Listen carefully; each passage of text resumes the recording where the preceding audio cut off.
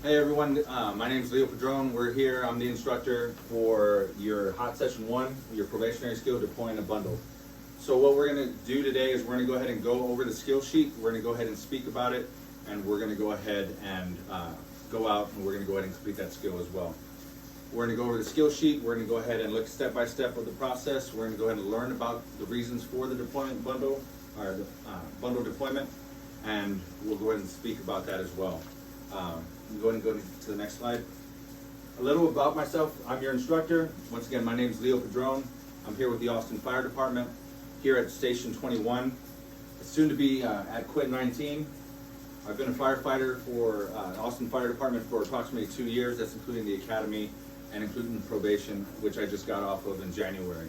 So that's just a little about me. Let's go ahead and go into the course objectives and the learning objectives. Go ahead and hit the next slide for me.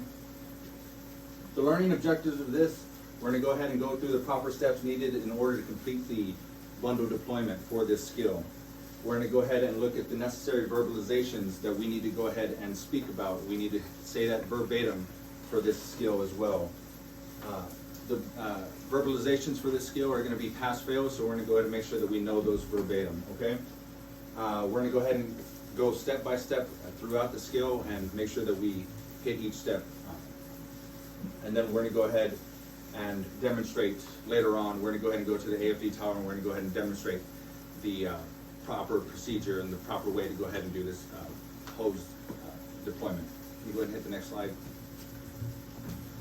This is going to be the outline. We're going to go ahead and explain the scenario, and we're going to go ahead and explain the instances for the bundle deployments as well. We're going to go ahead and go over the various nozzle tips. For example, the nozzle tips that we have on our bundle we're going to go ahead and speak about is going to be the fog nozzle.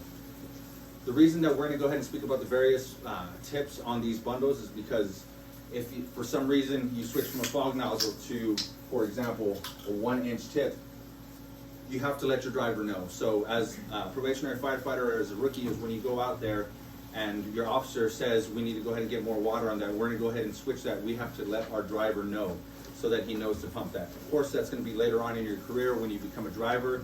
You need to know that information, but right now we're just going to go ahead and go over it. So, fog nozzle, we're going to be at 200 gallons per minute. 1-inch tip, we're going to be at 210 gallons per minute, and an 1 1/8 tip, we're going to be at 265 gallons per minute. Right now, we don't need to know that information for this skill, but we're just bringing that to your attention in order to go ahead and bring it to the forefront of your mind. Once again, just a general overview of the bundle itself. Our bundle layout is going to be 150 feet of 2-inch hose. It's going to be 3 sections of 50 feet. So you're going to go ahead and, that's going to be a bundle fold. We'll go ahead and go over the bundle folds later on and go ahead and how to fold that. The adapter on the bundle is going to be a 2.5 to 1.5 inch adapter. That's going to be very important for your skill and connecting to the 3-inch later on for this skill. And once again, we're going to go ahead and use a 3-inch supply hose for this skill. What you're going to go ahead and do is once we go ahead and speak about this skill sheet, we're going to go ahead and use a 3-inch supply hose in order to go ahead and supply that bundle. And then, of course, the importance of a proper bundle layout. So just an open discussion here. What are some reasons we would need a proper bundle deployment? Let's say, for instance, we're going to an apartment building and we need a bundle and we have a confined space. What would be some reasons that we need to have a proper bundle deployment? To reduce kinks. To reduce kinks, yeah. So we're working in a confined space. We need to know that once we go ahead and open up our bundle, we go ahead and open up our seat belts.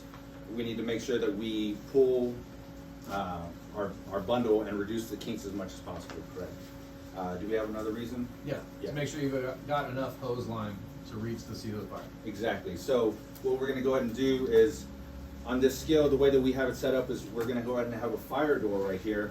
So we're going to go ahead and make sure that we have our nozzle and our 50-foot coupling at the door ready to go. So when we do that, we're going to go ahead and make sure that the rest of the hose is properly deployed, and having that coupling there at the door, that helps us to ensure that we have enough hose. Once we go into the apartment building or the apartment room or the fire room, we at least know that we have 50 foot of hose with us when we go in. go ahead and go to the next slide as well. So right now we have the skill sheet. We're gonna go ahead and pass out the skill sheets. These skill sheets are gonna go ahead and give you the step-by-step process of what we need in order to go ahead and complete this skill. So we're gonna go ahead and go step-by-step through this. We're gonna go ahead and discuss the pass-fails of this skill. Some of these steps are pass-fails. So for instance, our pass-fails are gonna ensure that the nozzle is shut. When we go through our steps, once we go through our deployment, if we have an open nozzle and we charge that line, we're gonna have a wild hose going around. We're not gonna be ready to go ahead and go to the seat of that fire and use that. So we're gonna go ahead and ensure that that nozzle is shut before we go ahead and charge that hose. The next one, this is one of the verbalizations that we were speaking of. The verbalization is, on this particular one, is we're gonna verbatim tell the officer that the 3-inch is ready to be charged. If we don't say that verbatim, your instructor or whoever's testing you that day may fail you for that. It has it in parentheses. It may tell the officer that 3 inches ready to be charged. If we say anything else like, I'm ready for water, that may be a pass-fail. The instructor may fail you for that. We don't want to take any chances, so we're going to go ahead and say that verbatim. The next one is at the end of it. You can see at the very bottom of that skill sheet, in bold lettering, it says breathes SCBA air, ensures PPE is properly worn prior to entry. So this is a skill that we're using for a bundle deployment. So we're going to go ahead and ensure, we're going to go ahead and take it as if we were going into a fire room. We're actually going to go in there and attack the seat of the fire. So before you go into the attack room, you go into an IDLH. We're going to ensure that we have all our proper PPE on and ensure that we have everything ready to go so we can go into the seat of the fire and attack that fire. So on the end of this skill, we're going to go ahead and make sure that we have all of our PPE on, our gloves, our hood, we're breathing air, and then we're going to go ahead and check then we're ready for entry into that IDLH. So the first one, we're going to go ahead and carry the bundle to the 3rd floor. You're going to carry the bundle, you're going to open your compartment, get that bundle on your shoulder, and we're going to go to the 3rd floor. We're going to unfasten the bundle, connect it to our 3-inch supply hose. We're going to deploy that bundle. Either way you want to deploy that bundle is perfectly up to you, but at the end of the process, we're going to ensure that that bundle is kink-free, and we're going to make sure that we don't have any kinks in there, and we don't have our supply over our attack hose that may prevent us from bringing that hose in with us, okay? And then, of course, we're going to ensure that that nozzle is going to be positioned at the fire attack door. Make sure that your nozzle's there. You want that 50-foot coupling right there with your nozzle as well. So, excuse me. So we're going to make sure that we have that there with us. Excuse me. And then we're going to ensure that the nozzle is shut. We're going to ensure that the nozzle is shut in that case. Then we're going to go ahead and tell our evaluator that the bundle is ready to be charged, and once again state that verbalization, which is going to be a pass-fail. And then once we go ahead and charge that hose, it will be connected to that. So our officer at that time, once you tell them that the hose is ready to be charged, we're actually going to charge that hose. And once we charge that hose, we make sure our nozzle is shut. We're going to go ahead and open up that nozzle, and just like you would when you're going into an IDLH, when you're at a structure fire, you're going to go ahead and open it up.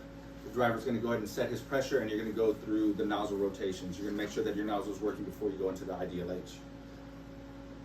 And then, once again, we're going to go ahead and make sure that we have all of our proper PPE on, that we're on SCBA air, as if we're actually going to go into an IDLH. And at that point, your skill is complete. In order to go ahead and make sure that your skill is complete, we're going to go ahead and let our evaluator know at that time. We're going to clap our hands and say skill complete. We're going to ensure that they know that they can stop that time for our skill at the end of that process. So that's going to be the skill. That's going to be the skill sheet. Does anybody have any questions? No questions? All right. Does it have to be done in the same order that you're on the skill sheet? Does it have to be? Yes, you would want it to go ahead and be in that order. So obviously we have to go ahead and deploy the bundle. We're going to reduce kinks and ensure that the nozzle is in the closed position. If for some reason you're opening up the bundle and you drag it over here to the fire floor with your coupling, you can ensure right there that the nozzle is shut. and then you can go ahead and go back and do your deployment. It doesn't necessarily have to do that. The end result is that we want to go ahead and make sure that we get all those pass fails, the verbalizations, and we're going to make sure that we have no kinks once it's charged, and we're breathing SCBA air with our proper PPE on. End result is we want to be ready at that fire door, breathing air, and ready to go ahead and attack the seat of that fire. All right. Any other questions? No other questions? Go ahead and go to the next slide.